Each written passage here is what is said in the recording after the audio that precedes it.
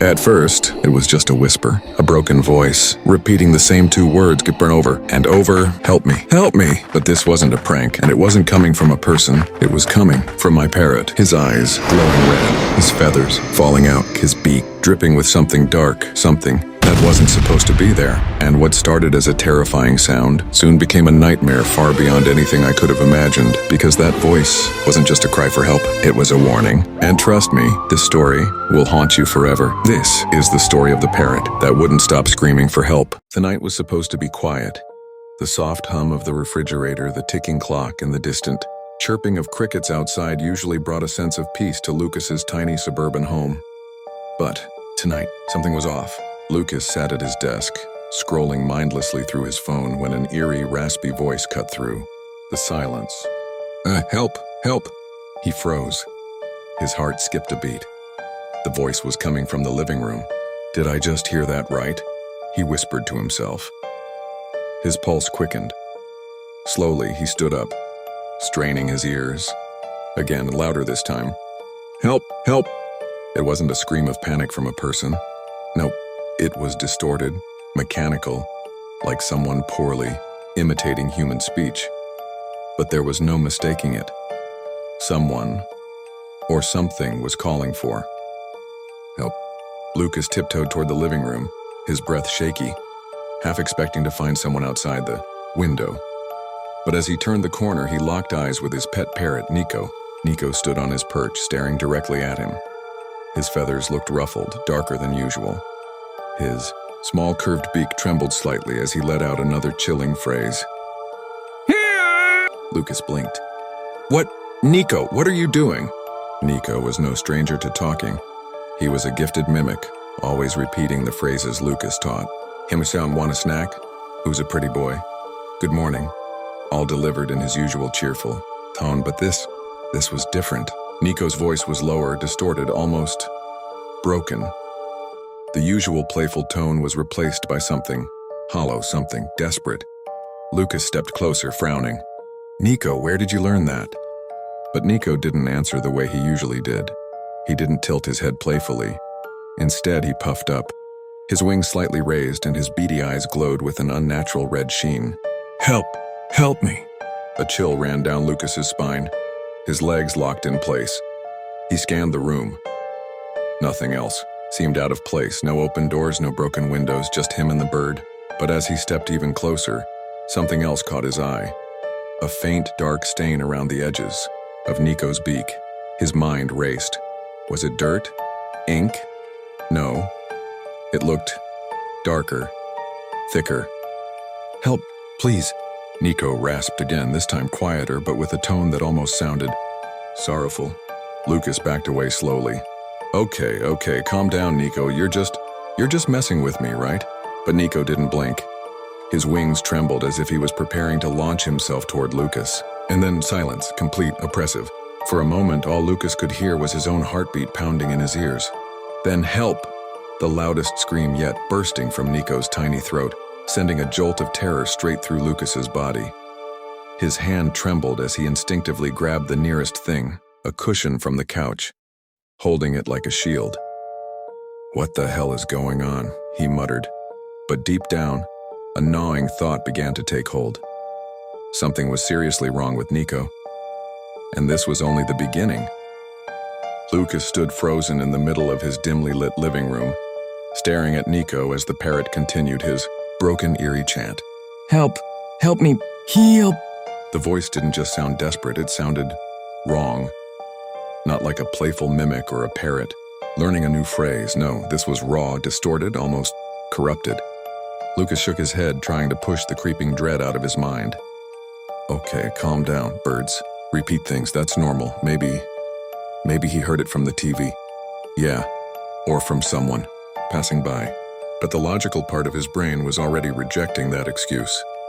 Nico had never said help before, not once in the 5 years Lucas had raised him. His vocabulary was full of silly greetings, food, requests, and the occasional curse word he accidentally picked up when Lucas stubbed his toe. Never this. Lucas cautiously knelt down to Nico's eye level, scanning him more carefully. Something wasn't right.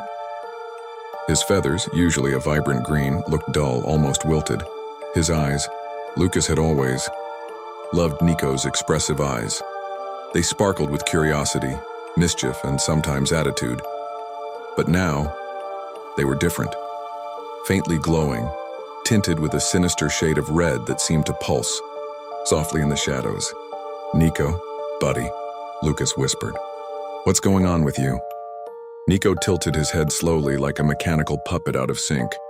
His beak opened slightly, a soft, clicking noise coming from deep inside his throat, and then, "Help," whispered again, barely audible, followed by a disturbing gargle that sounded like choking.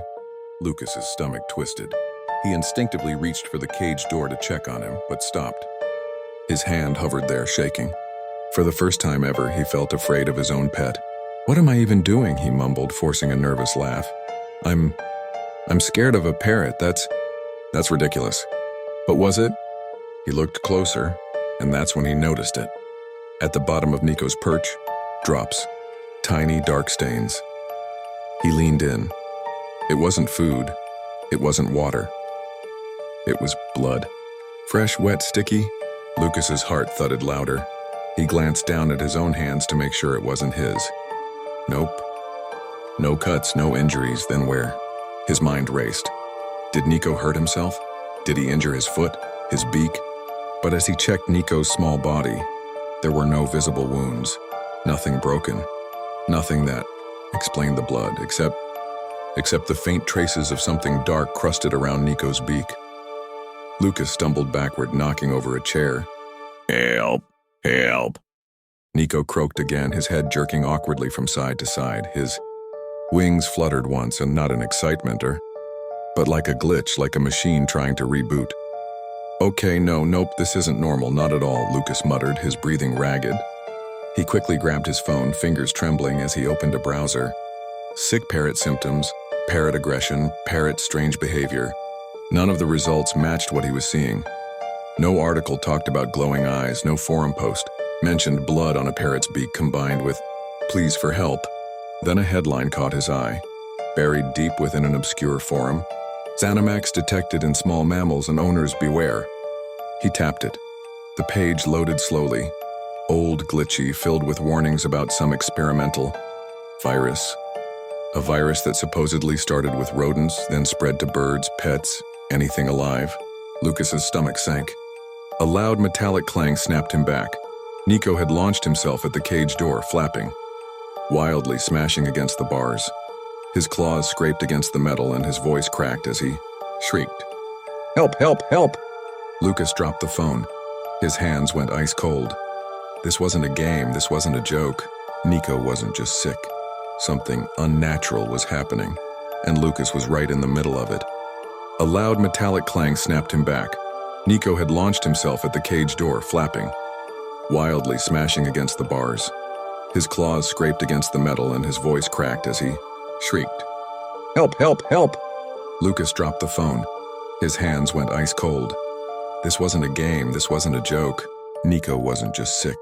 Something unnatural was happening, and Lucas was right in the middle of it. Lucas's hands were ice cold, his breathing shallow. His eyes locked on Nico, whose tiny body trembled with unnatural spasms.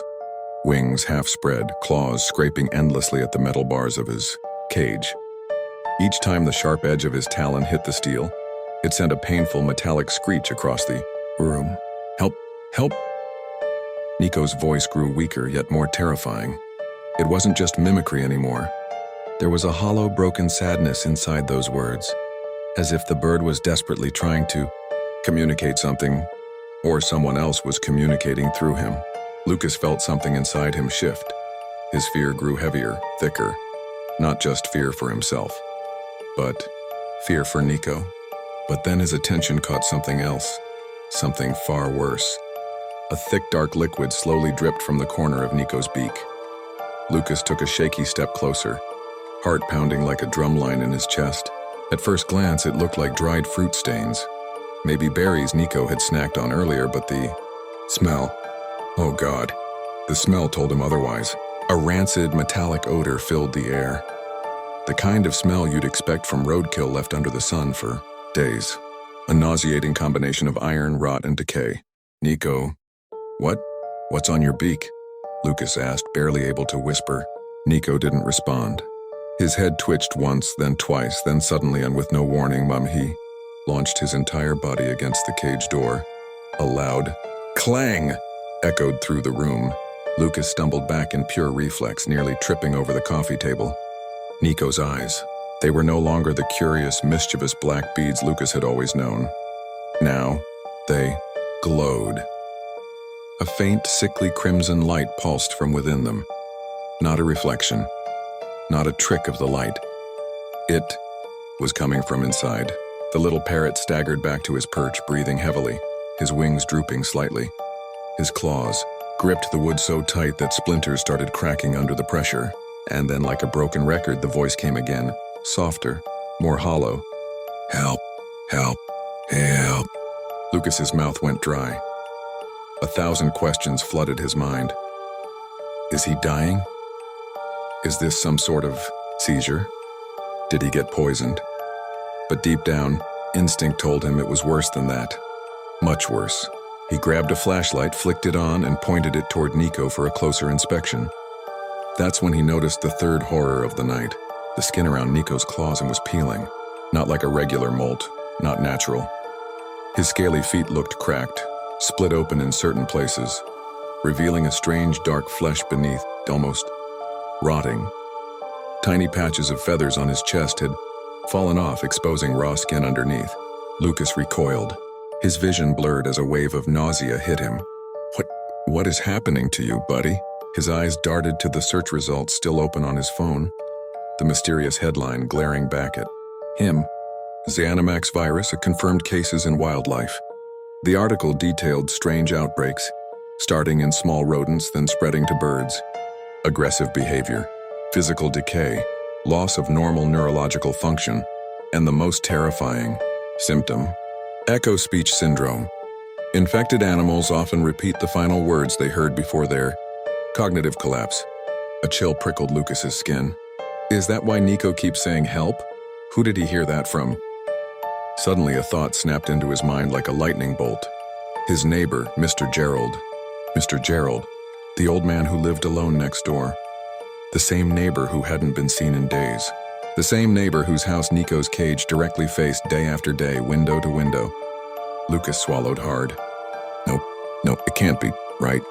But as he turned back to Nico, the parrot looked straight at him, tilting his head unnaturally. Bones, cracking as if the joints had stiffened, Nico, and rasped in that haunting voice. "Help me, help." Then, snap. Nico lunged again, this time managing to pop the latch on the cage. The small metal lock sprang open with a sharp metallic click. Lucas gasped, stumbling backward as Nico, wings half decayed yet functional, fluttered toward him. With a sharp screech, for the first time in his life, Lucas ran from his own pet. Lucas sprinted down the hallway, heart pounding like it was about to explode out of his chest. His breathing was erratic, and every step felt heavier as the fear settled deeper into his bones. Never, not once in his life, had he imagined he would be running from his own parrot. He slammed his bedroom door shut and twisted the lock with trembling fingers. For a few seconds, there was only silence, the suffocating kind that wraps around your lungs and refuses to let you breathe. Then, from the living room, the sharp, frantic flapping of wings, scraping, claws against wood, and then the voice, broken, fading, still echoing. "Help me, help." Lucas collapsed against the door, clutching his knees, his mind racing. What the hell is happening? But as the adrenaline pumped through his veins, his memories began to flood in, uninvited, painful, in their sudden contrast to the nightmare unfolding outside that door. Nico wasn't just a pet, he was family. Lucas remembered the first day he met him. A tiny ball of green feathers, barely old enough to fly, chirping inside a crowded pet shop cage. All the other parrots were loud, chaotic, flapping and screeching for attention. But not Nico. Nico sat quietly in the corner, watching everyone with curious, intelligent eyes. Lucas had always been a bit of a loner. Social anxiety, introversion, call it whatever, crowds weren't his thing. But that day when Nico tilted his little head and softly whistled the first notes of the super Mario theme, completely unprompted, Lucas knew. This was his bird. From that day on, they were inseparable. Mornings began with Nico shouting, "Wake up, lazy!" Afternoons were filled with him mimicking phone ringtones, pretending to answer calls with a perfect, "Hello, no, you hang up." And every night, without fail, before the lights went out, Nico would chirp, "Good night, buddy, love you." It was cute, it was comforting, it was family. And now that voice, the voice that once brought laughter, was repeating the most haunting word possible, over and over and over. Help me." A sob clawed its way up Lucas's throat, but he forced it down. He couldn't fall apart. Not yet. He stood up, pacing. Think, he hissed at himself. What changed? When did this start? When did Nico start acting strange? The memory hit like a brick. 3 nights ago, late at night. Nico had started squawking aggressively toward the window. Lucas thought it was just a stray cat or maybe the wind. But now, remembering the scene, there had been something else, a figure, moving in Mr. Gerald's backyard, a shadow limping, something that didn't look quite human, and then silence. The next morning, Gerald's backyard was empty, his house dark, curtains drawn. Lucas figured the old man had gone on a trip or to visit his kids. But now it felt like something far worse had happened. A sudden loud crash outside the bedroom door made Lucas jump. Feathers scattered under the gap. Nico was right outside. Help, help, Nico croaked again.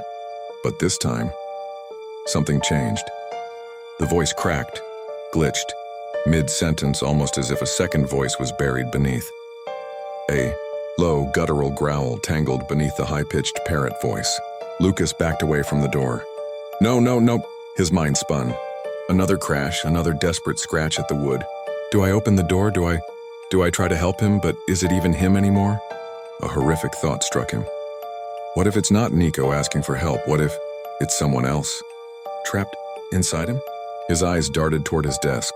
His laptop still sat open. He sprinted to it, fumbling over the keys, searching frantically. Z-Animax virus symptoms and transmission, recovery, and anything. Articles, forums, news reports, mostly dismissed as hoaxes. Strange animal attacks. Pets turning. Violent.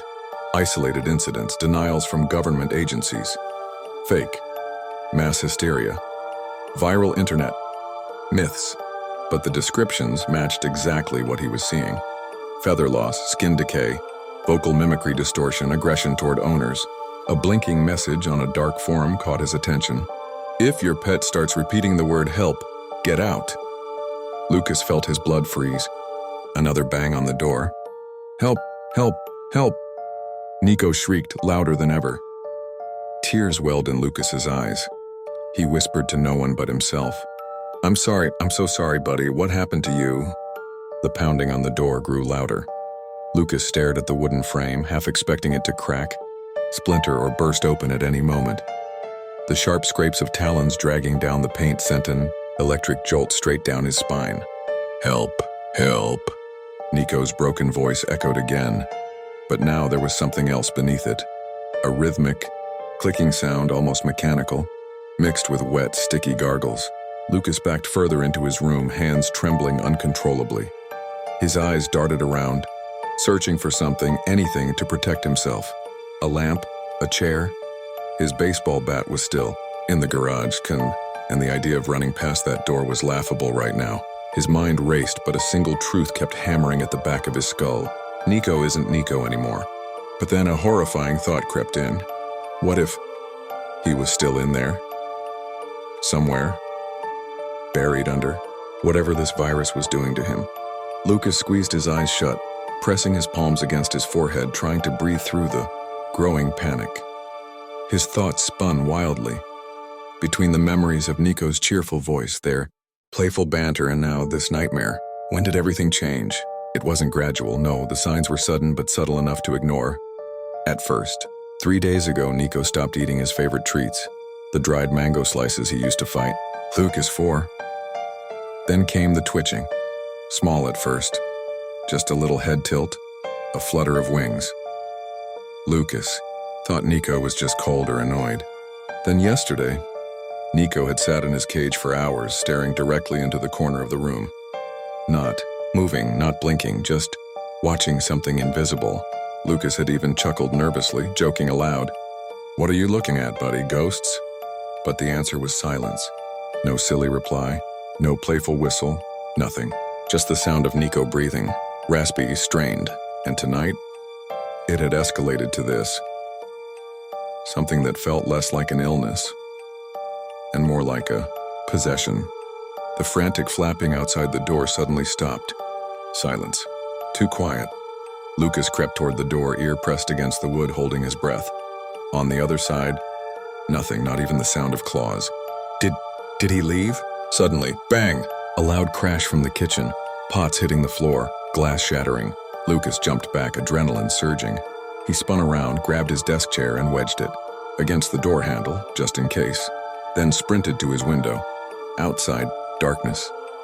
The streetlights flickered, casting broken shadows over the empty sidewalks. No cars, no people, just the wind.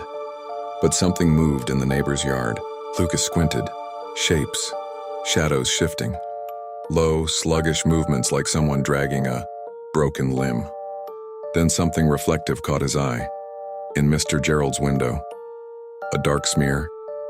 Handprints. Or maybe claw marks. Stained red. A lump formed in Lucas's throat. His gut twisted. No. His gaze snapped back inside when another loud crash echoed, this time closer, from the hallway. Nico was no longer outside the bedroom door. Lucas's blood ran cold. He reached for his phone, fingers fumbling, opened the flashlight. A shaky beam illuminated the crack under the door. Silence. Then, a single claw slowly slid under the door gap, tapping against the wooden floor. One tap. Then two, then three, deliberate, methodical. Help.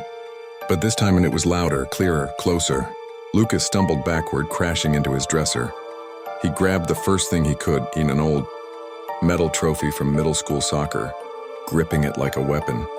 He wasn't even sure if it was to defend himself or to defend Nico from himself.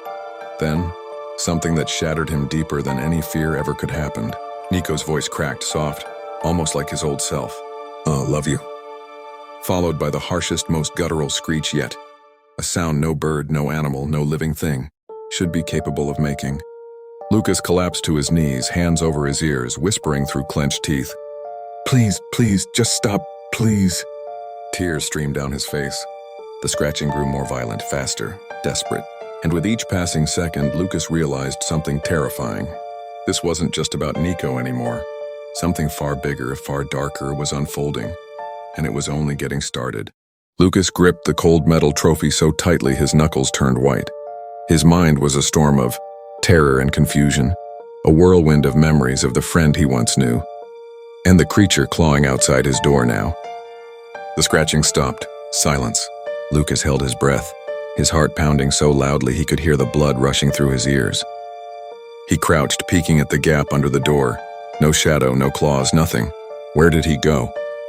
A sudden sound snapped him upright, the unmistakable flutter of wings. It wasn't at the door anymore, no. It was behind him. But how?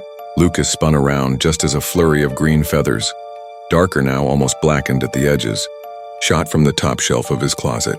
Nico lunged, screeching, wings flapping wildly, his eyes burning like tiny red coals. Lucas barely had time to react as the bird dove straight at his face. He swung the trophy instinctively, not to hurt, but to block. But Nico was fast, too fast. Sharp claws raked across his forearm, tearing skin. Lucas yelped, staggering backward. But before he could recover, there was a sudden bite. A searing pain exploded on his left hand. Nico's beak sank deep between thumb and index finger, locking down like a vice grip. His beak, once smooth and polished, now felt jagged, splintered, like bone cracking against bone. Help! Nico croaked, voice muffled by the flesh in his beak. Lucas screamed, "Let go! Nico, let go!" He flailed, slamming his hand against the wall. Once, twice, desperate. The impact finally knocked Nico loose, sending the bird tumbling mid-air with a horrid screech. Lucas stumbled back, clutching his bleeding hand. The puncture was deep. Blood pulsed out fast. dripping onto the hardwood floor, staining his jeans. Across the room, Nico hovered, wings fluttering unevenly. His breathing was labored, his head twitched at odd angles and mechanical, robotic, unnatural. For a split second, a fraction of a moment, Lucas saw something in Nico's eyes. A flicker, like the old Nico trying to break through whatever sickness had taken over. But then it was gone. Nico let out another shrill cry, one that didn't even sound like a bird anymore. It was guttural, broken, layered with something that sounded almost insectoid. His feathers puffed up, his body trembling like a glitching hologram. Lucas backed toward the bathroom, stumbling, nearly slipping on his own blood. He threw open the door, rushed inside, and slammed it shut behind him, twisting the lock. Outside, the familiar thump of wings against the door echoed. Scratches, claws dragging. Then the voice. "Help, help, help!" Lucas collapsed against the sink, panting. He turned on the faucet with his good hand, trying to rinse the wound. But as the water hit, he winced. The edges of the bite were already swelling, skin turning, an angry shade of purple, veins near the wound darkening slightly. Oh no, oh no, no, no, no. His breathing quickened. Was it infected already? Was it poison, or worse, was it the virus? His head spun. He yanked open the medicine cabinet, peroxide, rubbing alcohol, gauze, grabbing everything with shaking hands. He poured half the bottle of peroxide onto the bite. The sting was blinding. He gritted his teeth, holding back a scream. Then a terrifying realization struck him like a brick. If this virus is contagious, what if I'm already... Lucas staggered back, staring at his reflection. Sweat dripped down his face, his pupils dilated wide, with fear.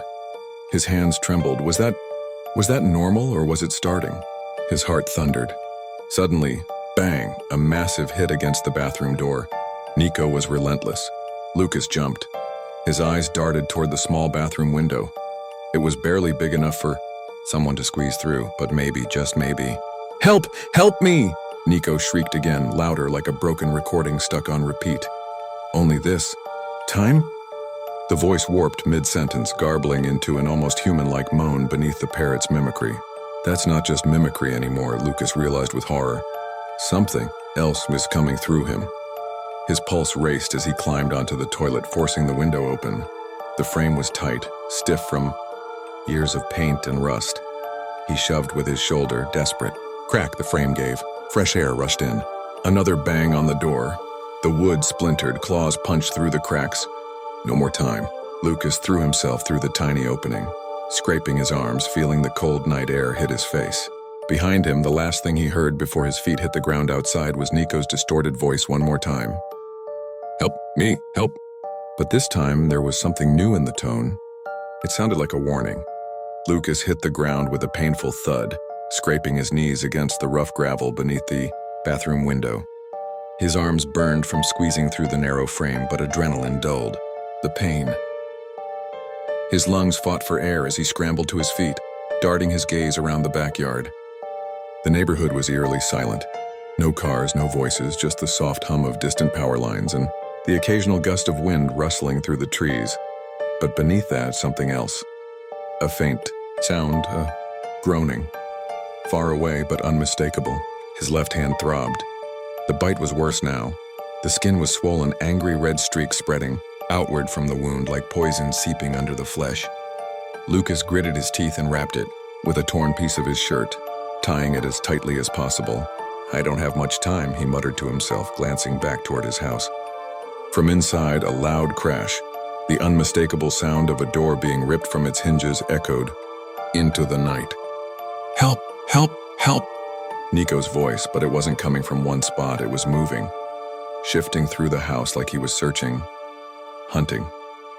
Lucas shuddered. The Nico he knew, the friend he raised, was slipping away. Or maybe he was already gone. No, I can't think like that. I have to fix this, I have to. A plan started forming, fragmented but clear in its urgency. The internet, the article, Z Animax. If what he read was true, then someone out there knew something. Someone had seen this before. His neighbor, Mr. Gerald. The memory hit like a sucker punch. Nico's cage sat near the window every day, facing Gerald's house.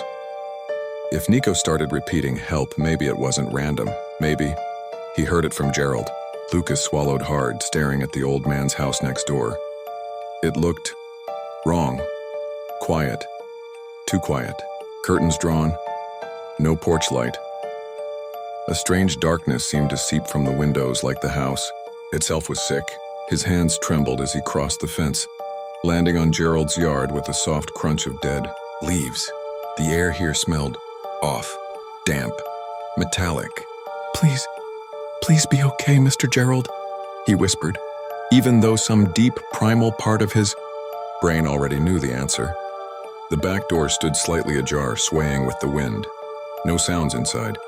Lucas pushed it open, wincing at the rusty creak of the hinges. The smell hit him instantly. Rancid. The stench of rot mixed with something chemical. Sharp, almost. Acidic. His stomach lurched. He pulled his shirt over his nose and stepped inside. The kitchen was a disaster. Drawers pulled out, broken glass on the floor, a trail of dark stains.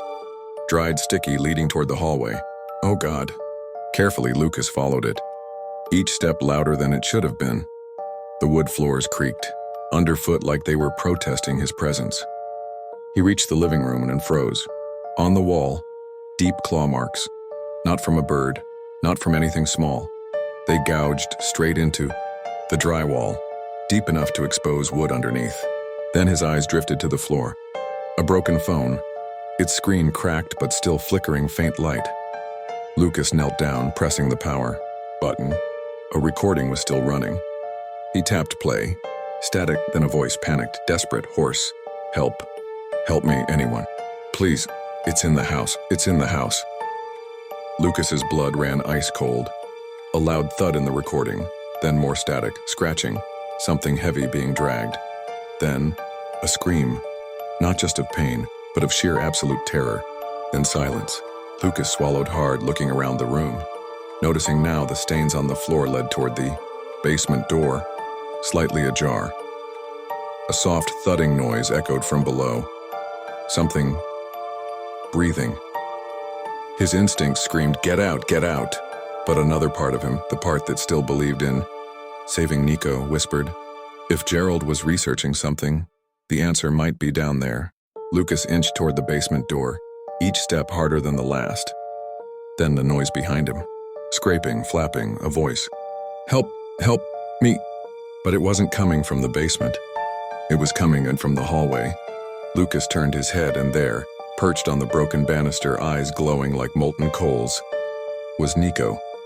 His feathers ragged, half missing, his beak cracked, and something wet, dark, and dripping hung from his claws. Nico tilted his head slowly. Help me, too late. Then he lunged. Carefully, Lucas followed it, each step louder than it should have been. The wood floors creaked, underfoot like they were protesting his presence.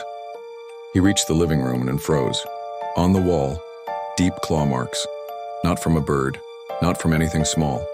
They gouged straight into the drywall, deep enough to expose wood underneath. Then his eyes drifted to the floor. A broken phone, its screen cracked but still flickering faint light. Lucas knelt down, pressing the power button. A recording was still running. He tapped play. Static, then a voice, panicked, desperate, hoarse. Help. Help me, anyone. Please. It's in the house. It's in the house. Lucas's blood ran ice cold. A loud thud in the recording, then more static, scratching, something heavy being dragged. Then, a scream, not just of pain, but of sheer absolute terror. Then silence. Lucas swallowed hard, looking around the room. Noticing now the stains on the floor led toward the basement door, slightly ajar. A soft thudding noise echoed from below. Something breathing. His instincts screamed, "Get out, get out!" But another part of him, the part that still believed in saving Nico, whispered, if Gerald was researching something, the answer might be down there. Lucas inched toward the basement door, each step harder than the last. Then the noise behind him. Scraping, flapping, a voice. Help me. But it wasn't coming from the basement. It was coming in from the hallway. Lucas turned his head, and there, perched on the broken banister, eyes glowing like molten coals, was Nico. his feathers ragged, half missing, his beak cracked, and something wet, dark, and dripping hung from his claws. Nico tilted his head slowly. "Help me! Too late!" Then he lunged. Lucas barely had time to react. Nico launched himself from the broken banister like a missile. Wings. Tattered, body shaking with unnatural spasms. His claws stretched forward, beak wide open, screeching with that terrible mix of parrot mimicry and something else entirely. Something wrong. Help, too late, too late. Lucas dove sideways, crashing into a bookshelf that collapsed under his weight, sending old papers and dusty trinkets flying. Nico missed him by inches, slamming into the wall with a sickening thud, then flopping to the floor for a moment like a broken toy, only to scramble back upright, wings twitching violently. God, how is he even moving like that? He should be broken. Lucas scrambled to his feet, heart hammering in his chest. He didn't think, only moved, sprinting toward the hallway, dodging a second lunge. Nico's claws scraped across the wooden floor, sending sparks of splintered wood flying. Down the hall, the study.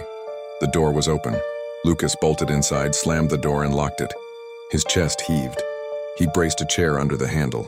Outside, the familiar sound of claws skittered across the floor. Then tapping, slow, measured, like a predator circling prey. "Help me, help!" Lucas spun around, scanning the room. Old filing cabinets, stacks of papers, a dusty desktop, computer. Dozens of yellowed notebooks filled with scribbles, diagrams, and photos pinned to the walls. Gerald's handwriting, frantic, erratic, filled every surface. And right there, taped to the wall in huge, underlined letters, Xanamax. Lucas's eyes widened. It was real, not an internet rumor, not a conspiracy. Gerald had been researching it. His eyes darted across the chaotic wall of information. Scans of medical reports, photos of mutilated animals, handwritten notes like, "Speech mimicry distortion increases in final stages. Glowing ocular response linked to neural decay. Possibility of temporary cognitive retention. Proof last words phenomenon." And the worst one. No recorded cures, progression irreversible, quarantine recommended. Lucas's knees nearly buckled. No, there has to be something. There has to be. His gaze fell to an open journal on the desk. The last entry, written in shaky handwriting. Observed subject displaying final vocal loop. "Help me." No cognitive recovery noted. Attempts to synthesize antiviral failed. Only viable solution appears to involve. The sentence trailed off, ink smeared. A large, dark stain splattered across the page. What was it? Lucas flipped through the next few pages. Blank. Then another scribbled note. Night bloom flower. Compound potentially effective. Location, cemetery. His breath caught. A cemetery, of course, it couldn't be easy. But then, beneath that, a hastily scribbled line that made his stomach drop. Infection suspected in self, symptoms accelerating, vocal distortions beginning. Wait, was Gerald infected too? Is that why? Before the thought finished, something behind the desk shifted. A loud, slow dragging sound. Lucas jumped back, knocking over a lamp. A hidden door, partially open. Inside, in darkness, but something was moving. A heavy, wet breathing, a shuffle of feet or paws or something else entirely. Then a voice garbled, half human, half something else. Lucas's vision blurred. He stumbled backward until his back hit the wall. I need to get out, now. But then, crash. Nico slammed into the door from the hallway, cracking the wood. The chair under the handle splintered. Claws reached through the widening gap. Lucas sprinted for the window. It was bolted, of course. Another slam, the door buckled. A final screech echoed behind it. Nico's voice layered with that monstrous gurgle. Too late, help! Lucas grabbed the nearest heavy object in a monitor and hurled it at the window. Glass shattered. Cold night air rushed in. Without thinking, he leaped through, cutting his arms and legs on the shards. He landed hard on the wet grass outside, rolling to his feet. Behind him, Nico's shriek pierced the air. Help! Help! Help! Lucas didn't look back. He sprinted toward the fence, toward the dark road beyond. His mind raced with one thought only. The cemetery, the night bloom. If there's even a chance to save Nico, that's where I'm going. But even as his feet pounded the pavement, a terrible realization gnawed at him. The infection wasn't just Nico anymore. It was spreading. Lucas ran. His lungs burned, his legs felt like lead, but adrenaline pushed him forward through the empty streets. Every broken streetlight, every flickering porch lamp felt like a spotlight on him, exposing him to whatever lurked in the shadows. But the worst part wasn't the emptiness, it was the sounds. Somewhere off in the distance, a low groan. Further down the street, the faint flutter of wings that weren't supposed to fly at night. Claws scraping asphalt. Wet, garbled whispers of a voice that echoed the same broken plea. Help me. It wasn't just Nico anymore. Whatever this virus was, it had spread beyond his house. Maybe beyond this neighborhood. No, don't think about that. Focus on Nico, on the cure, on the cemetery, on the flower. But his mind kept drifting back to the files on Gerald's wall. The scribbled notes. The horrifying theory labeled in bold, shaky letters. Echo speech syndrome, the last words phenomenon. It wasn't a random symptom. It was a pattern. The infected, they remembered the last thing they heard before their consciousness deteriorated completely. It became their final, looping message, a ghost of their former selves. Nico. Lucas blinked back the sting of tears. If he stuck repeating help, then he heard someone say it. Someone begging. Someone dying. The memory of Mr. Gerald's panicked voice on the broken phone replayed like a curse in Lucas's mind. Help, it's in the house, help. And now, Nico was a vessel for that terror. A living, breathing echo of Gerald's final moments. But was that all Nico was now? Just an empty shell, a broken recorder of a nightmare, or was a part of him still in there, buried deep under the sickness? Lucas gritted his teeth, pushing his legs harder as he reached the end of the street. The cemetery loomed ahead, an old, forgotten place with crumbling headstones, leaning iron gates and trees, twisted like skeletal hands. Of course it would be here. Of course the cure, and if it even existed, one would be buried among the dead. But before he could cross the threshold, a sudden movement in the corner of his eye made him freeze. Down the street, a figure. No, not just one, two, three. Lurking between the shadows of parked cars, shuffling, limbs jerking, unnaturally, heads cocked at angles that no neck should allow. Lucas ducked behind a bush, holding his breath. His pulse thundered in his ears. Then, one of them spoke, a voice that sent a bolt of terror straight through him. Help me. But it wasn't a bird. It was a cat. Or rather, what was left of one. Its fur was patchy, skin peeling. One eye completely clouded over, glowing faintly red. It limped forward, mouth hanging open, unnaturally as it echoed the same hollow words. A dog followed behind, ribs visible, flesh hanging in ragged strips, tail broken and dragging. Its jaws moved, and in a garbled, slurred tone it repeated, "Help, help, help!" Lucas's stomach flipped. No, it's not just parrots. It's not just birds. It spreads to anything alive. A third shape emerged, a raccoon, jaw snapped sideways, dragging a twisted paw behind it. Its hollow eyes flickered red, and its broken voice joined the others. A chorus of death, a symphony of final words. Help me, help, help! Lucas ducked lower, hand clamped over his mouth to stop the scream that threatened to escape. If they see me, I'm done. He waited. The creatures shambled past, moving slowly but deliberately, scanning, searching not with intelligence but with instinct. Driven by hunger, or by some horrific, corrupted mimicry of life. As the last figure disappeared into the shadows, Lucas exhaled, shaky, ragged, and sprinted the final stretch to the cemetery gate. It was old iron, rusted but unlocked. He shoved it open, slipping inside. The air here was different, thicker, heavy. The trees bent inward, their branches clawing toward the ground. Moss clung to broken gravestones. The wind howled through cracks in the old mausoleums, sounding like whispers, or maybe it was whispers. His flashlight flickered. He smacked it. It buzzed back to life. The night bloom flower. It only grows near fresh graves. Lucas scanned frantically, weaving between headstones. He had no idea what the flower looked like. No picture. No description. Just a name scribbled in desperation on Gerald's wall. And then, there it was, near a collapsed grave, glowing faintly under the moonlight. Petals so dark they looked black, edges lined with a soft purple shimmer. It pulsed, like it was breathing. That has to be it. Lucas darted forward, kneeling to collect it. His hand shook as he pulled the roots free, stuffing the flower into his backpack. Then, a sound behind him. A soft, familiar flutter of wings, followed by a voice. "Help me!" Lucas spun around. Nico, perched on a cracked tombstone, watching, waiting. His eyes, even dimmer now, but his head tilted just like the old days. "Help me, please." But this time, it sounded less like a loop, and more like a question. For a moment, the entire world went silent. The wind stopped. The whispers between the crooked trees fell away. Even the distant chorus of broken voices, cats, dogs, raccoons, and whatever else was infected, faded into nothingness. It was just Lucas and Nico. The small parrot sat perfectly still atop the crumbling tombstone. His feathers looked worse now, brittle, blackened at the edges, patches missing entirely.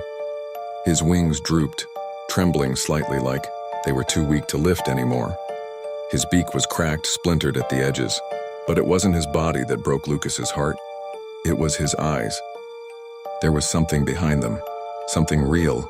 "Help me," Nico rasped again. But it wasn't the robotic, broken recording from before. No, this was different. Softer, weaker, a sliver of Nico's true voice. Like he was trying, fighting, to say something more. Lucas's chest tightened. His hands trembled as he slowly stepped closer. "Nico, buddy, is that really you?" Nico's head tilted, just like he used to do when he was curious. For a moment, it was like nothing had changed. Like they were back home laughing at stupid jokes, sharing snacks, and living normal lives. But then, a horrible jarring glitch in reality. Nico's head twitched sideways and violently, unnaturally, with a sickening crack of bone or cartilage. His wings spasmed, his body jerked once, then twice. His beak opened wide and a horrifying, layered sound spilled out, not just his voice anymore. It was a blend of voices. A child, an elderly man, a woman gasping for air, all tangled together in a horrific overlapping loop. "Help me, please, help, please, help." Lucas stumbled backward, nearly tripping over a broken gravestone. His stomach twisted. His brain fought against the impossible scene before him. "No, no, no. This can't be. This isn't just him repeating. This is..." The realization hit him like a brick to the chest. Nico wasn't just repeating one person's plea for help. He was repeating many. How? How many people? How many things have suffered in front of him? How much did he hear? How much did he absorb? Tears burned in Lucas's eyes. His knees buckled. He collapsed to the dirt, hands clutching his head. The guilt crashed over him like a tidal wave. "I should have seen it. I should have noticed. I should have helped sooner." Nico hopped down from the tombstone, landing awkwardly. His claws scraped against the cracked stone, leaving faint trails. He shuffled forward, closer, step by step, his small frame trembling with each movement. "Help me." Nico rasped again, quieter this time. His voice cracked, not like a machine breaking, but like someone crying. Lucas sniffled, wiping his face. I'm gonna fix this, I promise. I got the flower, I'm gonna figure it out. I'll make you better." Nico blinked, slowly, deliberately. But then, a new voice echoed from the shadows behind the mausoleums. Low, wet, broken. "Help me," followed by another, and another. Lucas spun around. Shapes moved between the gravestones. Tall ones, small ones, things crawling, things dragging, their bodies twisted, broken, decayed, yet still moving. Eyes glowing faintly red, mouths moving in rhythm, all chanting the same cursed plea. "Help, help, help!" They were closing in. Lucas's breath hitched. He grabbed his backpack, stuffing the flower deep inside. His eyes darted, around for an exit, a way out.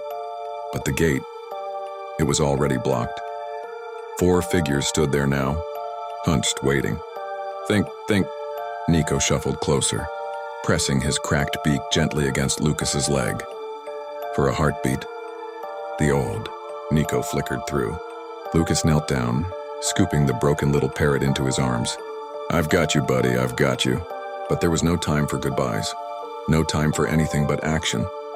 He sprinted toward the far edge of the cemetery, the oldest section, where the fence was mostly collapsed, overgrown with vines and weeds. As he ran, the chorus of broken voices grew louder, closer, merging into a single wall of sound. Help. Me. Help. Help. Lucas threw himself over the broken fence, landing hard on the muddy ground beyond.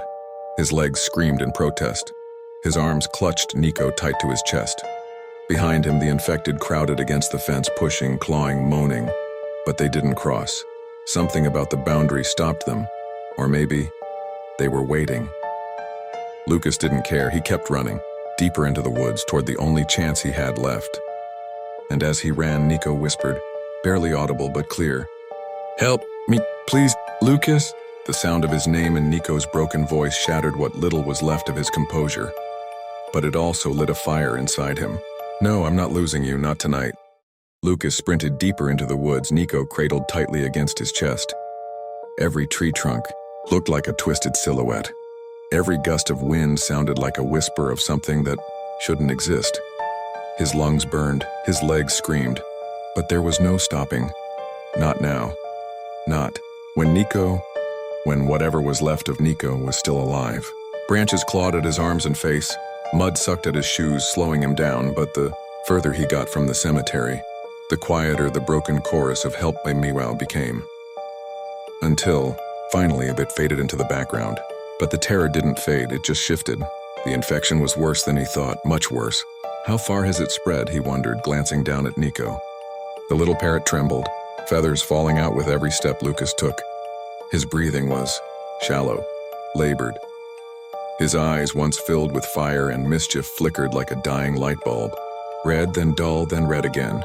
Lucas pulled his backpack forward, carefully placing Nico inside, leaving it partially unzipped so he could breathe. "Hang in there, buddy. I swear I'm gonna fix this." His voice cracked, barely a whisper. But one question refused to leave his mind. One horrible question that gnawed at him since the moment Nico first said the word help. Who screamed for help first? The answer seemed obvious. Mr. Gerald. The old man who lived next door, the man Lucas hadn't seen in days. The man whose house now stood abandoned, trashed, filled with claw, marks and blood. But something didn't add up. Nico's broken mimicry wasn't just Gerald's voice, it was layered, it was crowded. How many people, how many things did Nico hear suffer? The thought alone made Lucas gag. Suddenly a sound, crisp, out of place, footsteps, not animal, not shuffling infected, actual footsteps, heavy boots crunching through the leaves. Lucas dove behind a fallen log, holding his breath. His heart hammered so loud he was sure whoever was out there could hear it. Then a voice. Negative, no movement in Sector 4. Confirmed multiple Class 3 infections. Containment failed. Moving to next grid. Static crackled from a radio. Lucas peeked over the log. Two figures, dressed in dark tactical gear, helmets, body armor, guns. Each wore a patch, a black biohazard symbol over a red triangle.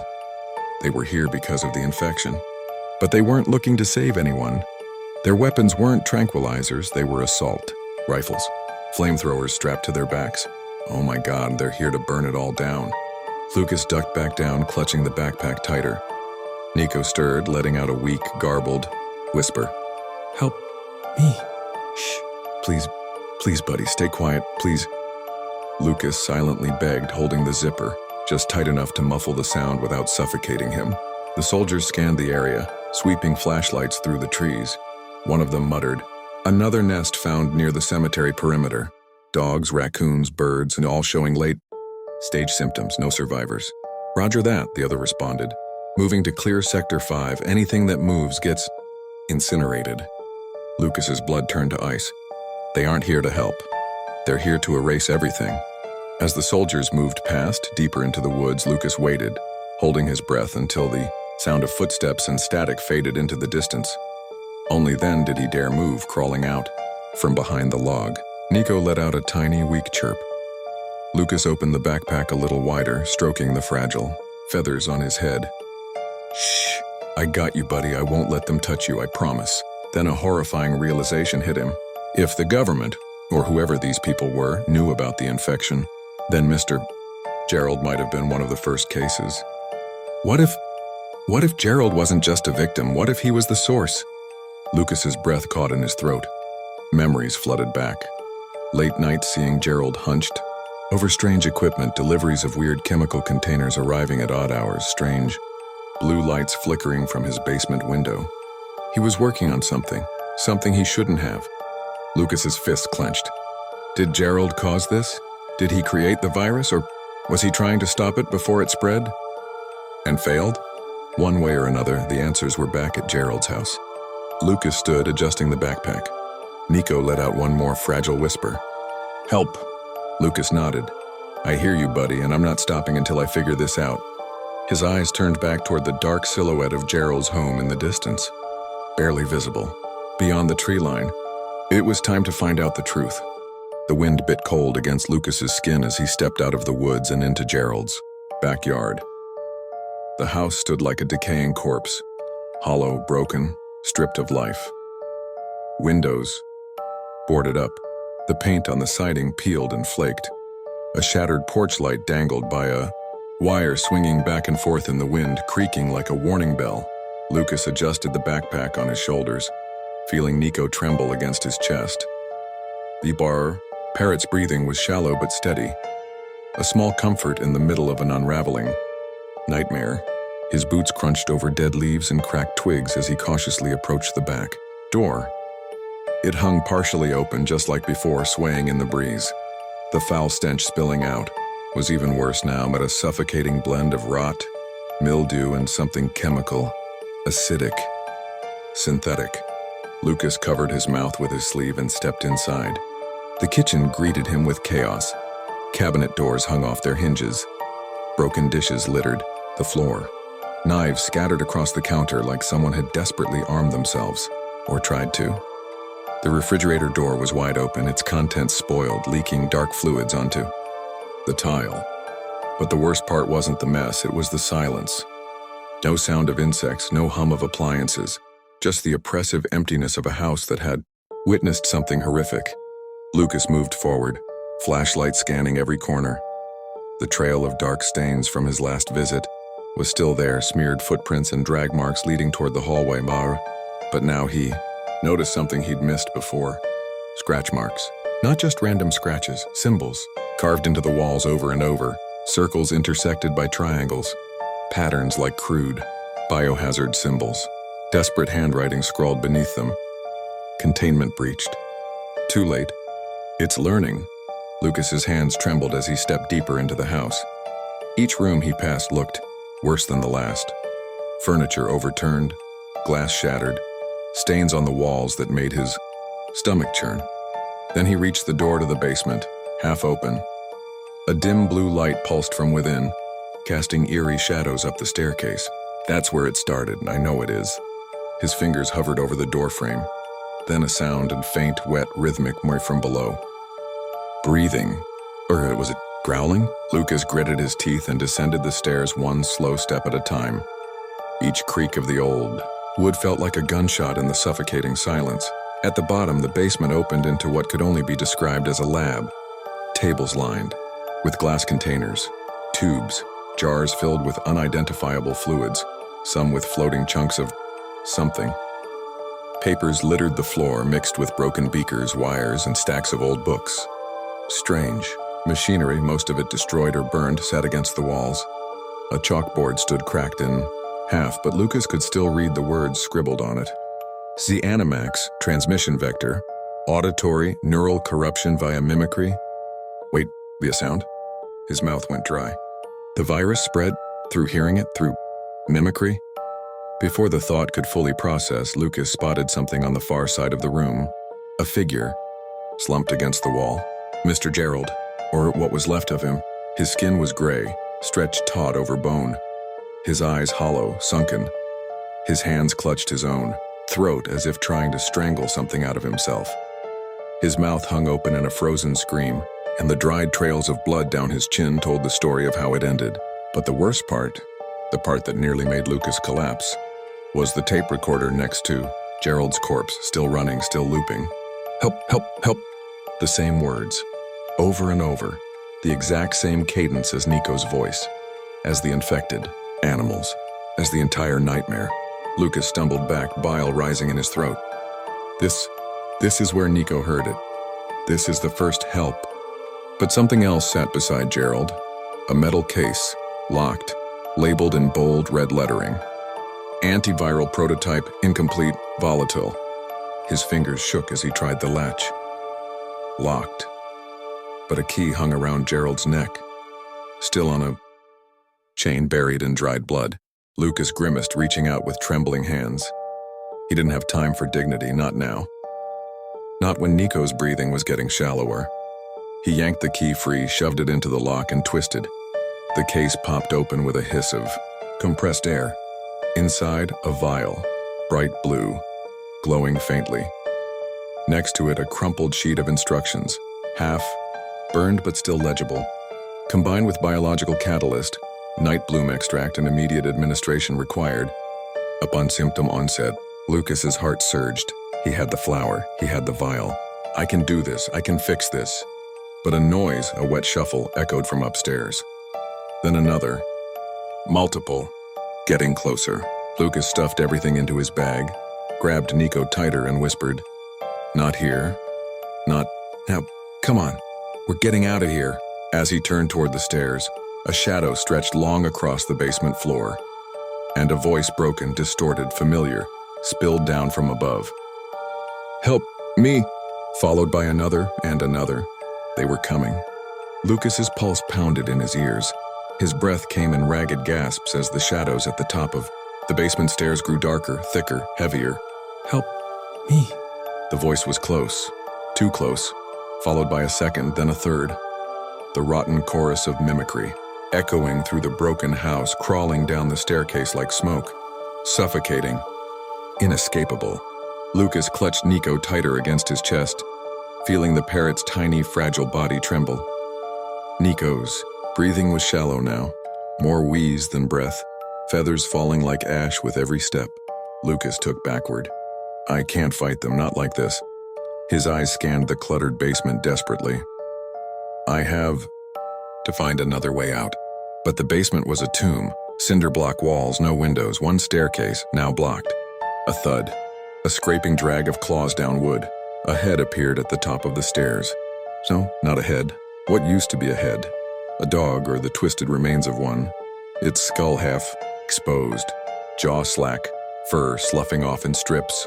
One cloudy, red glowing eye fixed on Lucas. Its mouth opened, and in a voice that was part animal, part broken machine, part dying man, it rasped, "Help me." Another shape appeared behind it, something larger, bipedal, human once. Neck snapped, sideways, arms dragging at odd angles. Its mouth gaped wide as it moaned the same broken plea. "Help me." Lucas stumbled back, nearly tripping over a shattered monitor. His foot collided with something heavy, Gerald's body, sending it slumping sideways, exposing what had been hidden behind it. Bones, not just one set, multiple small ones. Lucas's stomach twisted, rib cages far too small to belong to any adult. Skulls fractured.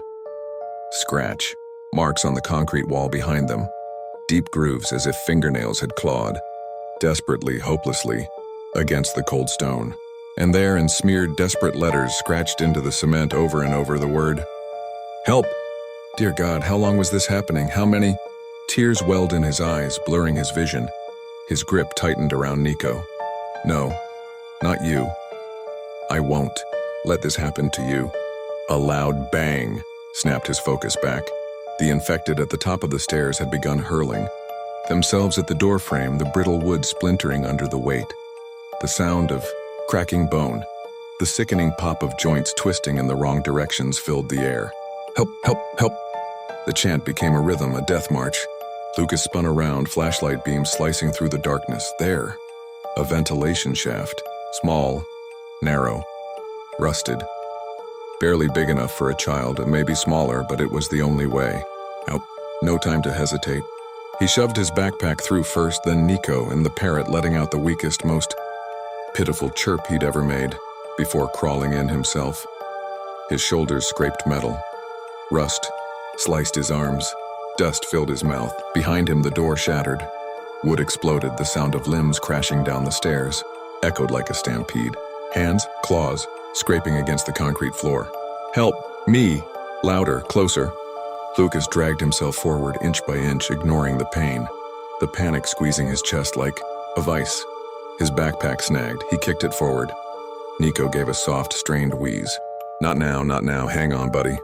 Then a grate, daylight leaking through. Lucas slammed his foot against the metal once, twice. On the third kick, banged the grate. Flew open, sending him sprawling out onto wet grass behind the house.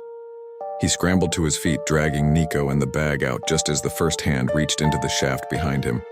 Twisted fingers, skin peeling like wet paper.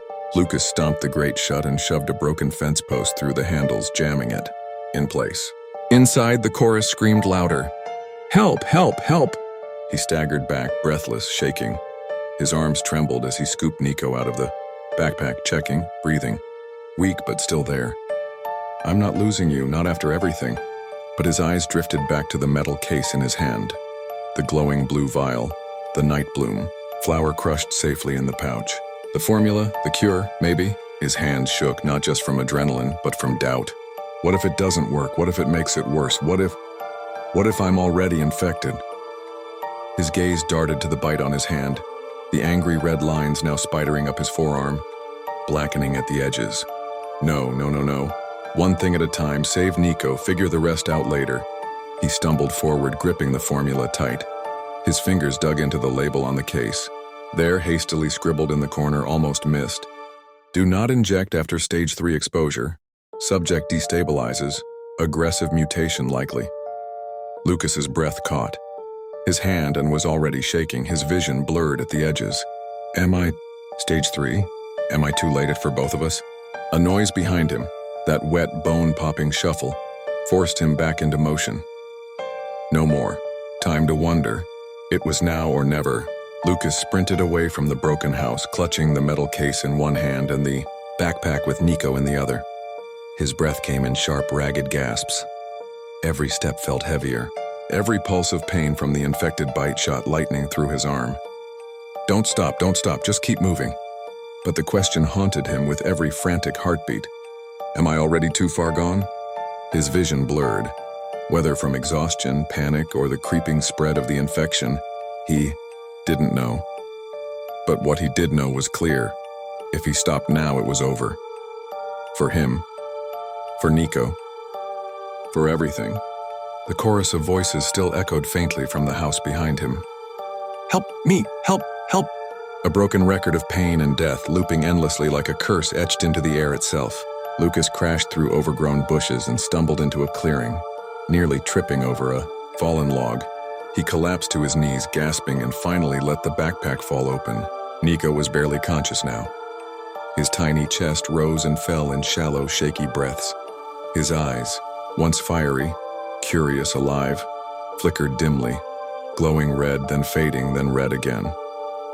His wings twitched, feathers falling out with every motion. Lucas's heart twisted. No. I've got you, buddy. I've got you. His voice cracked, tears stinging his eyes. He opened the metal case. The vial pulsed softly, that strange, almost unnatural blue glow. And beside it, the instructions. Half burned, half soaked in blood, barely legible. Combine with biological catalyst. Night bloom extract. Shake until stable. Administer via direct injection. Immediate results expected. Warning, do not use post-stage 3 exposure. Lucas's hands trembled as he pulled the crushed night bloom flower from his bag, dropping it into the small glass mixing chamber attached to the vial. The liquid hissed, bubbled violently, then turned a deeper shade of electric blue, glowing brighter. It was beautiful and terrifying. This might be the only shot you've got, buddy. His eyes flicked down to the bite on his hand. The black lines had spread past his wrist now, threading up his forearm like ink injected straight into his veins. His skin burned. His fingers felt cold, numb. Don't think about it, not yet. Save Nico first. He loaded the syringe, pulling the liquid in slowly. His hand shook so badly he nearly dropped it. Twice. Finally, needle in hand, he cradled Nico in his lap. Okay. We've done shots before, remember? You hated the vet. You bit me 3 times that day, almost broke skin. Huh. His voice cracked into a sob. It's gonna be okay now. I promise. Nico's half-lidded eyes blinked once. Weak, but still there, still him. Lucas aimed for the soft patch of skin under Nico's wing. He paused, my fingers shaking. Then, forced the needle in and pushed the plunger. Nico let out the weakest screech he could muster, flapping once, twice, then went still. His entire body stiffened. Feathers puffed. His beak snapped open. His eyes rolled back, glowing. Red, then white, then dark. No, come on, you stay with me, Lucas cried, shaking him gently. Nico convulsed once, twice. Then his small chest spasmed, rising, falling, rising again faster. His feathers twitched. The glow in his eyes flickered rapidly between red and green. Then, with a sudden violent tremor, the glow snapped off. Silence. Lucas stared. Nico? For a full 5 seconds, nothing. Then, yeah, Lucas? The voice was weak, broken, raspy. But it wasn't distorted, not glitched, not a hollow mimicry. It was Nico's real voice. Lucas nearly collapsed. Oh my God, Nico, you're back. Nico's tiny head tilted. He blinked, sluggish but aware. What happened? Lucas let out a breath that turned into a sob. It worked, it actually worked. He hugged the little bird gently against his chest, afraid of squeezing too hard. You're okay. You're okay now. But the moment of relief shattered almost immediately. A scream from the woods behind him, not a voice distorted by mimicry, not the broken chant of help. No, this was new. Something deeper, wilder, angrier. Then a roar. Branches cracked. Leaves exploded outward as something massive pushed through the trees. A shape far larger than anything Lucas had seen infected before. A deer, or what was left of one. Antlers snapped, flesh half-rotten, but bulked up, swollen, twisted beyond anything natural. Patches of skin bulged where muscle shouldn't be. Mouth stretched impossibly wide, and it wasn't alone. More shapes followed. Wolves, birds, even, God, a bear, its fur falling off. In sheets, its chest cavity torn open but still moving, still breathing. Lucas's blood went cold. Nico, we've got to go, now. Nico flapped weakly, still recovering, but his voice was clearer. Lucas, run. And with the infected horde crashing through the trees toward them, Lucas grabbed Nico tight, spun on his heel, and ran. Lucas sprinted through the forest, Nico cradled tightly against his chest. Branches whipped. Against his face, roots threatened to trip him, and every breath burned like fire in his lungs. Behind them, the crashing of twisted limbs, the snapping of rotted bone, and the guttural shrieks of creatures that should not be alive thundered through the trees. Faster. Nico rasped, his voice still weak, but his. No glitch, no mimicry, just Nico. Working on it, Lucas panted, dodging a fallen log as a twisted wolf lunged from the side. Its jaws snapped just inches from his arm, teeth clicking shut with the force of a bear trap. The creature tumbled past, hitting a tree with a sickening crack, but scrambled back onto its feet like broken marionette strings forcing it forward. The infection had evolved. It wasn't just mimicry anymore, it wasn't just sad, broken echoes of help. These things, they hunted now. They roared, they screamed, they chased with purpose. And then there was the burning. Lucas gritted his teeth as another pulse of pain shot up his left arm. The blackened veins from Nico's bite had spread faster, far faster than before. The lines crawled past his elbow now, reaching toward his shoulder. His fingers were stiff, cold, almost numb. His skin was turning gray. No, not now, not yet. He couldn't collapse, not here, not when Nico was finally cured, when he'd proven it was possible, when there was still a chance. Lucas, look out. Nico's sudden squawk snapped Lucas's head up just in time to see a massive shape blocking his path. The twisted deer, its antlers snapped into jagged spears. Mouth stretched unnaturally. Wide lunged. Lucas dove left, rolling down a muddy slope as the deer charged, crashing through the spot he'd stood just seconds before. He tumbled to the bottom, landing hard, gasping for air. Lucas, Nico's voice trembled. Your arm, it's... Lucas looked. His left arm. The infection had reached his shoulder. The skin there was cracked, pulsing with a sickly dark fluid beneath. Tiny lesions split open as if something was crawling underneath his skin. No, not yet. I can't. His head swam, his vision blurred. A pressure built behind his eyes, his hearing distorted. The world warping between muffled echoes and sharp, painful bursts of sound. Nico fluttered out of the backpack, flapping weakly to land on a branch just above him. His breathing was still labored, but his eyes were clearer now, sharper, more him. Lucas, we gotta fix you, and the cure, you still have it, right? Lucas blinked hard, shaking his head to stay conscious. His hands fumbled through the bag. The vial. There was still some left. A third of it maybe, enough for a small dose, maybe. But the note, the warning burned in his mind. Do not inject after stage 3 exposure. Subject destabilizes. Aggressive mutation likely. I'm at stage 3, probably beyond. He stared at the vial, then down at his arm. The gray skin spreading, his fingers twitching, uncontrollably. Lucas. Nico's voice softened. If you wait, if you don't, you won't be you anymore. Tears stung his eyes. I know, his voice cracked. A loud crash from the tree line, the bear, oh got him, the bear, its massive form lumbered through the brush. Ribs fully exposed, one eye hanging from the socket, jaw unhinged. It roared, a sound so guttural and broken it vibrated Lucas's bones. Then the wolf, the deer, a raccoon with no lower jaw, a flock of birds, feathers falling mid-air as they dived with broken wings but relentless fury. They were closing in. If I inject this, I might survive, or I might become worse than them. He looked at Nico, the tiny parrot who had been his best friend for 5 years, the one he'd fought so hard to save. You were worth it, Lucas whispered. I'd do it all again 1,000 times. Nico flapped down, landing on his shoulder. Then let's finish this together. Lucas sucked in a shaky breath. Hands shaking violently, he pressed the needle to his chest, straight to the veins and drove it in. The liquid surged. At first, nothing.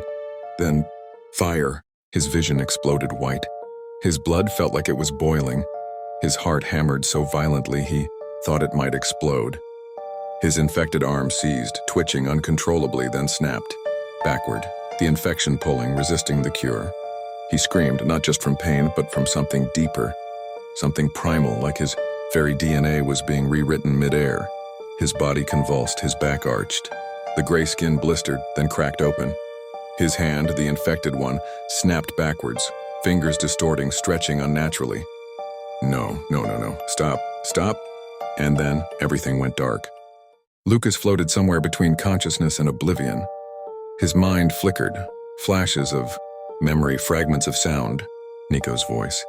Laughter from years ago. The warmth of sunlight filtering through his bedroom window. And the cold, sharp sting of a needle puncturing his skin. Then pain. Pain beyond anything the body should endure. His muscles felt like they were on fire. His bones trembled, vibrating like glass under pressure. The infection screamed, and not with sound, but with a presence. A crawling, whispering entity inside his flesh, clawing to survive as the antiviral tore through it like wildfire. You're not taking me. The voice wasn't his, it wasn't Nico's, it wasn't human. It was the infection itself. It spoke. No. Lucas roared in his mind, forcing every ounce of strength into the fight. The gray-black tendrils that had spidered up his arm writhed, twisting like living worms beneath his skin. The antiviral fluid surged, burning blue light racing through his veins, pushing back. The corruption. Flesh split, bones cracked. His infected hand, the fingers elongated, joints snapping backward, began to blacken, shrivel, until, with a wet, grotesque pop, it burst, releasing a cloud of black mist that evaporated instantly as the antiviral burned it out. Lucas screamed. His vision returned in violent bursts. Light, dark, until, finally, he gasped for air, and he was awake. Flat on his back in the dirt, the sound of wind rushing through the trees, his heart pounding like a war drum. Nico perched on his chest, frantically flapping his wings. Lucas, are you alive? Lucas coughed, rolling onto his side. His left arm, gone. From the elbow down, gone. A mangled stump wrapped in charred skin and smoking muscle. Where the infection had been burned out completely, it should have hurt more, but the cure, it numbed it somehow, stabilized it. I'm here, Lucas rasped, spitting dirt from his mouth. I think I'm me. Nico flapped onto his shoulder, the good one, nuzzling into his neck. You're okay. You did it. You beat it. His voice trembled with both joy and terror. But the victory was short-lived. The forest trembled. A deep rumble vibrated through the ground. Lucas's head snapped up, his blood turning to ice. The infected bear, no longer flesh but a grotesque half-skeletal nightmare, lumbered into the clearing. Its chest cavity pulsed with dark energy, its limbs swollen with tumors, its broken jaws hanging open far wider than any natural jaw should. From within its gaping mouth came a sound. Not a roar. A voice. Me. But it was different now. Deeper. Layered. Like every single victim it had consumed was trapped, inside, screaming from the abyss. Behind it, the horde followed. Twisted wolves. Deer, foxes, birds, an army of nightmares, stitched together from the dead. Lucas stood, legs wobbling but holding. His right hand clenched into a fist. He wasn't healed. Not fully. But he was alive. The cure had worked. Halfway. And maybe that was enough. Nico flapped to his shoulder, glaring at the approaching monstrosities. His feathers were still patchy, but his eyes burned with determination. Lucas, I think it's time we stop running. Lucas smirked through the pain. Yeah, I was thinking the same thing. He yanked a broken shovel handle from the ground and a crude weapon, but it would do. The bear let out a bone-shattering roar, the forest around them trembling from the sheer force. The ground cracked. Trees bent. Help! Me! But now it was no longer a plea. It was a command. The horde charged. Lucas tightened his grip, glanced at Nico and whispered, "Let's finish this." Then they ran toward the monsters. The world slowed. Lucas sprinted toward the charging horde, every heartbeat thunderous in his ears. The infected creatures moved like nightmares brought to life. Limbs twisted, flesh sagging, jaws stretched, far beyond what nature ever intended. Atop his shoulder, Nico dug his claws into Lucas's jacket, flapping his fragile wings for balance. Screeching, "Left! Left! Jump now!" Lucas obeyed without thinking. He dove left just as a grotesque wolf lunged, its jaws snapping, closed on empty air where his throat had been milliseconds earlier. The beast tumbled, collided, with a dead tree shattering its ribcage, but still scrambled after him, bones cracking as they reset in impossible ways. They're not alive, they're not dead, they're just wrong. The infected bear roared.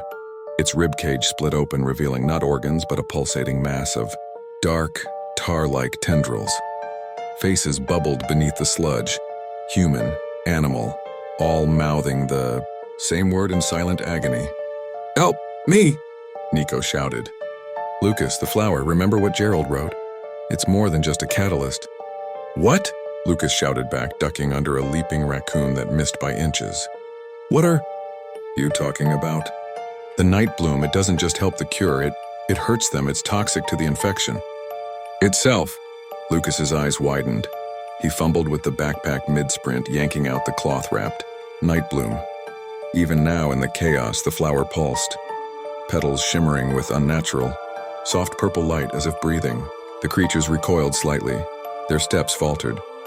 The bear let out a pained screech, the tendrils in its chest cavity spasming violently. "It works," Lucas roared, holding the flower out like a weapon. Nico flapped up to his shoulder, screaming, Throw it into the core!" Lucas didn't hesitate. He gripped the flower like a grenade and hurled it straight at the bear's chest, beyond that open cavity of rot and misery. The moment it made contact, the reaction was instant. A blinding violet light erupted from within the bear's body, cracking through its bones like lightning through a tree.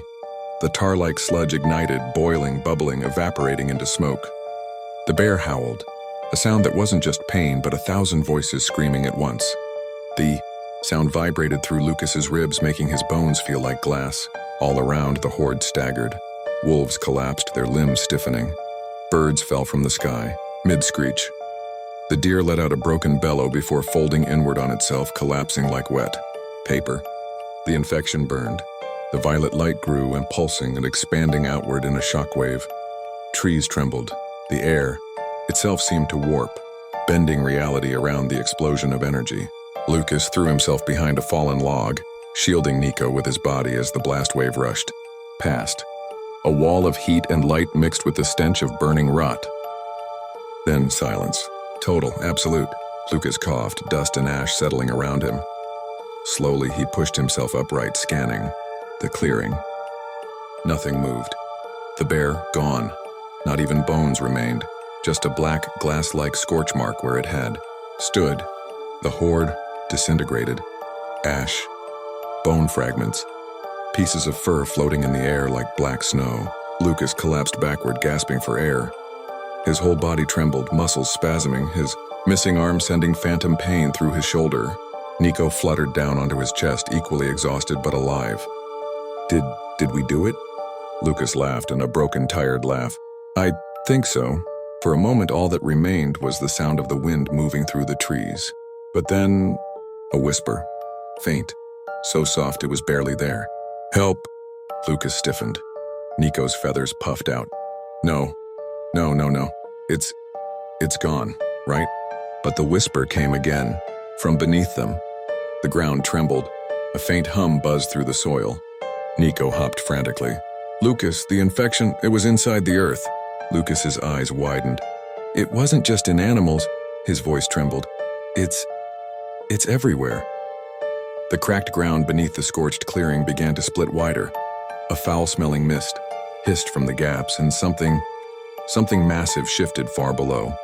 A rumble, deeper than anything they'd heard, vibrated through their bones. Nico's eyes darted to Lucas, his tiny voice barely a whisper. Lucas, we didn't win, not yet. The earth split open, and from the depth, something stirred. The ground trembled beneath Lucas's feet. Cracks spiderwebbed through the scorched clearing, opening like jagged mouths gasping for air. From deep within the earth, a low rhythmic pulse echoed, thud, thud, thud, like the heartbeat of something colossal and alive. Nico flapped nervously onto Lucas's shoulder, his tiny claws digging into fabric. Lucas, what is that? I don't know. His voice was barely a whisper, but it's not good. From the widening fissures, a black mist oozed, thicker than smoke, heavier than fog. It clung to everything it touched, seeping into the soil, wrapping around roots, staining the trees like ink, bleeding across paper. The smell was unbearable, a mixture of sulfur, rot, and something. Sharp, chemical, wrong. Then a movement. Something massive shifted far below the surface. A shadow, a shape, dozens of shapes. Long, slithering tendrils, and some thick as trees, others like whips. Writhed just beneath the dirt, glowing faintly with pulsing red veins. Nico trembled. It's the infection. The source. It was never just the animals. Lucas's mind raced. That's why the flower worked, but only on the surface. This goes deeper. The vial. His hand shot to the case at his side. The glowing blue liquid, what was left of Gerald's antiviral prototype, pulsed weakly, flickering like a dying light. Next to it, the crushed remnants of the night bloom flower already used once, but perhaps, maybe, just maybe. Nico. Lucas's voice shook. I think I know what we have to do. Nico's eyes widened. You're not seriously thinking of injecting it into the ground? Lucas nodded. If this is where the infection started, then this is where it ends. But there was a problem, a big one. The formula. It wasn't stable anymore. The warning, scribbled on the label, burned into his mind. Extremely volatile outside of biological hosts. Risk of uncontrolled reaction, 98%. In other words, a bomb. Lucas grabbed the empty mixing chamber, scraped the last sticky residue of the night bloom, petals into it, and popped open the vial. The liquid hissed as it mixed, glowing brighter, vibrating as if it were alive. Nico flapped wildly. Lucas, wait, if you do this, if you throw it in, It's gonna... I know. Lucas gritted his teeth. It's gonna blow. The tremors grew stronger. Cracks split wider. From one, a tendril burst free, a grotesque, worm-like appendage glistening with black slime, snapping blindly through the air. It crashed into a tree, splintering it like matchsticks. Another tendril followed, then another. They reached, grasped, tasted the air, hunting. Lucas ducked, narrowly avoiding one as it lashed past his head, ripping a chunk of earth clean from the ground. Help me. The voices then were coming from inside the tendrils, from the pulsing veins that lined them, faces pressed against the flesh like souls trapped inside, mouths open in eternal silent screams. His hands shook, but there was no time left, no thinking, no doubting. He shoved the mixing chamber closed, twisted the cap, and felt the entire device grow hot in his hand. The glow shifted, blue, then purple, then blinding white. "Lucas, you gotta go," Nico screeched. But Lucas shook his head. "No. If I don't throw it exactly into the core, it won't be enough." Another tendril slammed into the dirt nearby, sending shockwaves through the ground.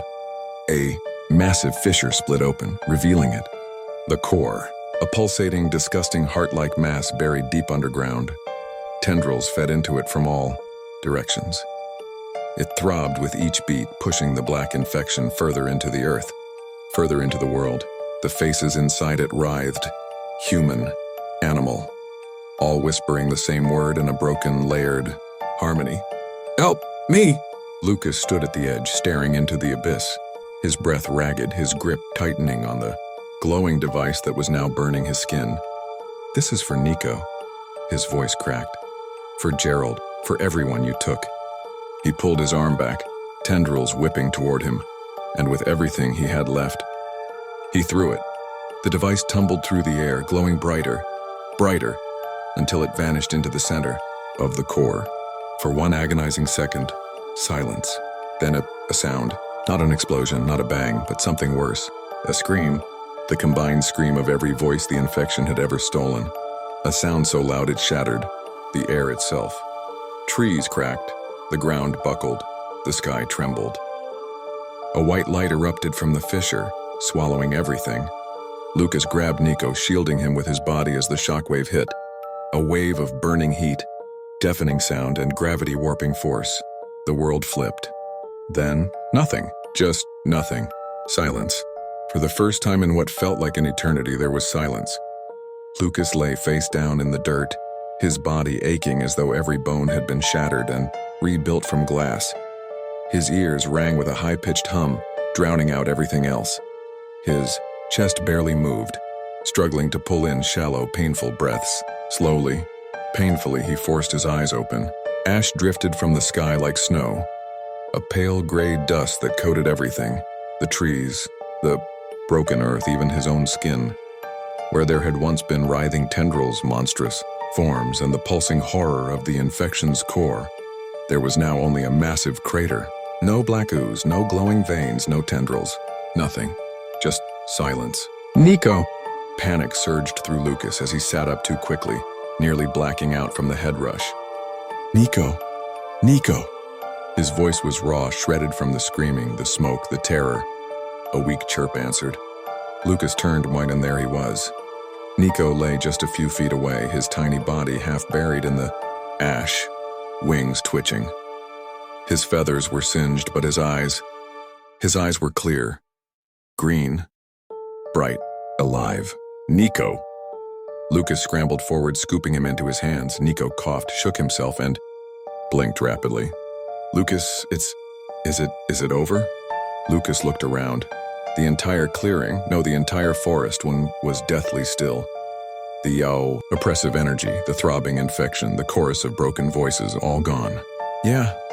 His voice cracked, tears welling in his eyes. "Yeah, buddy, I think we did it." Nico weakly flapped to his shoulder, pressing his beak against Lucas's neck.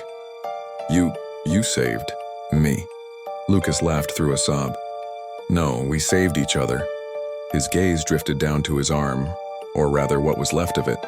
The infection had taken it, sure, but the black lines were gone, the creeping veins, the decay. His skin, though scorched and blistered, was clean, healthy. The cure had worked. But the cost?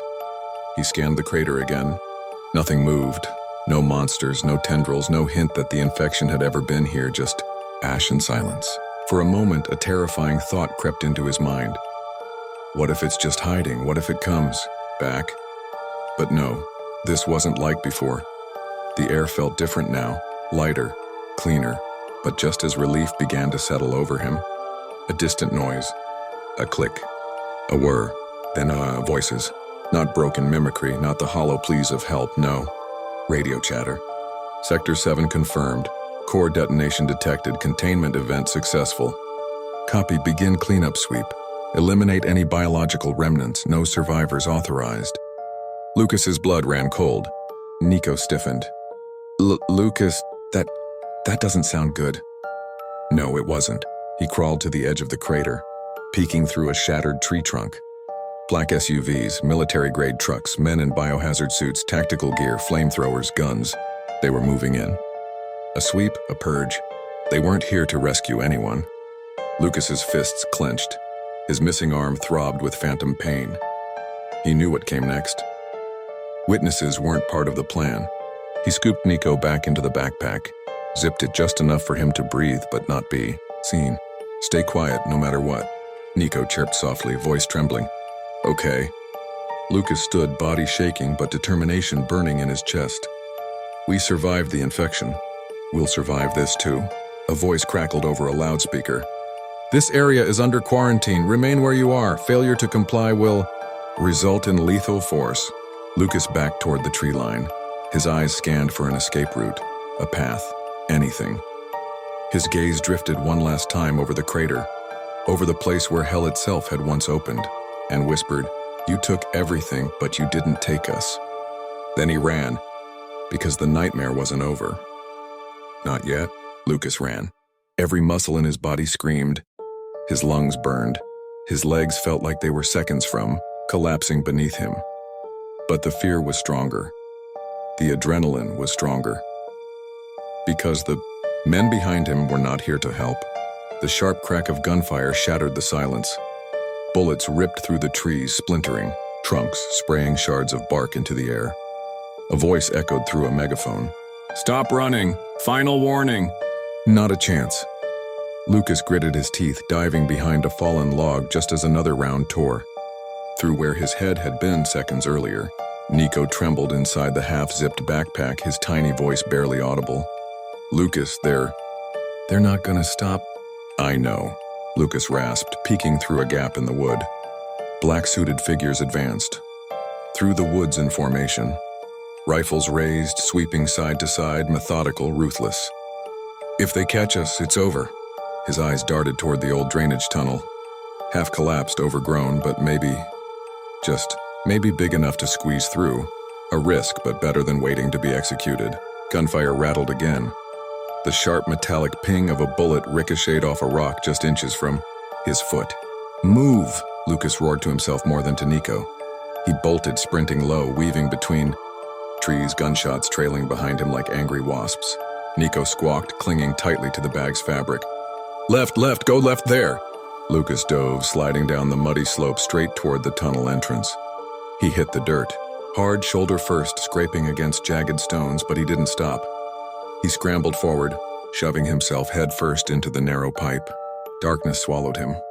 Boots thundered overhead, shouts, commands. "Sector 4, negative visual, check the ravine. If you see movement, shoot it, no survivors." Inside the tunnel, Lucas crawled, fingers scraping mud, one-armed but determined. The backpack shifted with Nico's weight, the little Parrot whispering, "Lucas, don't stop, we can't stop now." The tunnel twisted, narrowed, then opened into an old maintenance shaft. He tumbled out, coughing, gasping for air, collapsing onto the damp concrete. Silence. For now, silence. Nico fluttered free of the bag, landing beside him. His feathers were still patchy, his voice still raspy, but his eyes, they were alive. Truly alive. "We made it, right?" Lucas forced a smile, weak, exhausted, but real. Yeah, buddy, we made it." But even as he said it, a deep, gnawing truth twisted in his chest. This wasn't over. Not really. Because what they saw, what they survived, wasn't just an outbreak. It wasn't just a virus. It was something older, something smarter, and it wasn't gone. Not completely. As Lucas sat there staring up at the dawn sky, a faint, familiar whisper floated through the air. Not from a creature, not from a monster, not from Nico, but from the wind itself. Soft, faint, almost imperceptible. "Help!" Lucas stiffened. Nico's feathers flared. Did you hear that?" Lucas whispered. Nico nodded, voice trembling. "Yeah, I did." For a long moment, neither of them moved. Then Lucas stood, cradling Nico in his one good arm. He stared toward the horizon and to the town beyond the forest. A town that had no idea what was coming. "I don't know if we stopped it or just slowed it down." His voice was quiet. "But whatever happens next, we face it together," Nico chirped, pressing his tiny head into Lucas's neck. "Yeah, together." Lucas smiled despite everything. "Come on, buddy, let's go home." They walked. Into the dawn. Into the unknown. Together, and behind them, far, far away, deep beneath the earth, a voice weak, fading, but not gone. "Help! Me!"